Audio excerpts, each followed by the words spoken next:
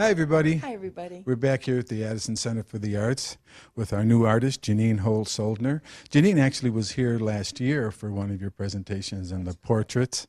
That was a wonderful, wonderful event. Now, Janine was born in Quantico, Virginia, and she's a military brat, and she got to travel internationally, of course, all over the United States. And while you were doing that, you were doing all your artwork, and it primarily came from your grandfather, is that right? Well, my grandfather, I have an interesting story that most people can relate to, especially if they loved art as a child. When I was about 12 and my family lived in Cherry Point, North Carolina, there was a contest for the Bozo Show to draw Sally Field as the Flying Nun, and I did a drawing, and I mailed it to the Bozo Show, and I won, and they showed my drawing on the Bozo Show. Wow. And it was featured in the local newspaper. So my grandfather in Baltimore sent me a set of oil paints. So I started painting alone, on my own, and I painted a lot. In all my spare time, I was painting when I wasn't at the beach or swimming or. And at the age of 15, my mom took my paintings to an artist who accepted me into his studio. So I started my training as a painter when I was 15. Weren't you lucky, though, that you had all that support, your mother, your grandfather, that is so important to a child? Yes, it is, and it takes family to support someone in their passion. It's hard to go it alone. So you can't do it alone. You have to have people there to help push you along. Yeah, kind of pushing you, but guiding you, not so much shoving you into it. Well, they're interested with you. They're interested in what you're doing, so they'll encourage it. And I know that you specialize in oil paintings and acrylics. Is that right? That's correct. Drawing. And I guess your original works were ranging from portraits and figures to landscape and still life. Uh-huh. And mixed conceptual works. Yeah, mixed media work. I haven't done many of those lately, but they're mixed media boxes where, like a Joseph Cornell box, where I would have boxes and I would find objects that would have meaning and then assemble those inside the box. Wow. I have one of those paintings, one of those pieces right now on exhibit at the ARC Gallery in Chicago.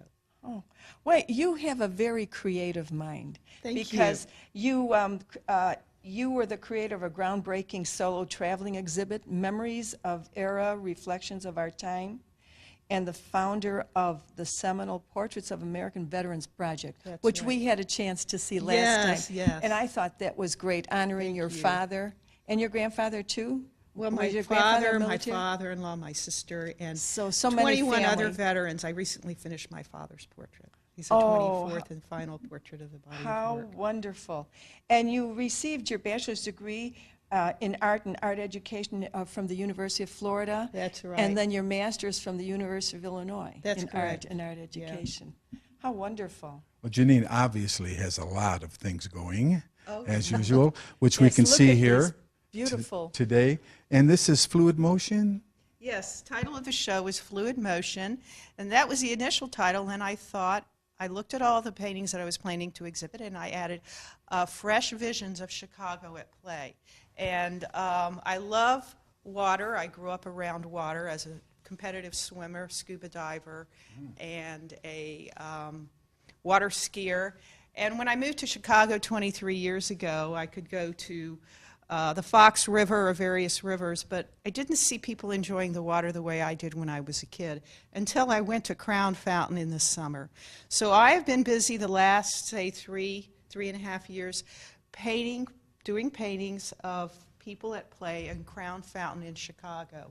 And what I do is I don't copy directly from the photograph. I play around with the images and try to show how people of all ages come together and enjoy themselves. Crown Fountain. I'm not sure exactly where that's at.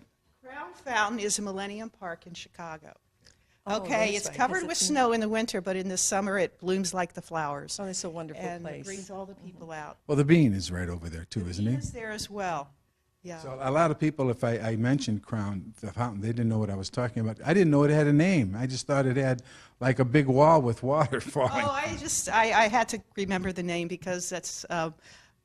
when people ask me, I can tell them Crown Fountain, the famous fountain. That, by the way, many people have seen my paintings that grew up in Chicago, and they said that the paintings remind them of when the streets in the summer, when the fire hydrants would be open and people would play in the fire hydrants. They would splash in them, I remember. Children would play in the fire hydrants, and I thought, well, how appropriate Crown Fountain brings that element, and then all the faces on the fountain that change. My interest is in the people and the way they just, I've seen adults just take off their shoes. I've seen women in dresses run under the water, soaking wet.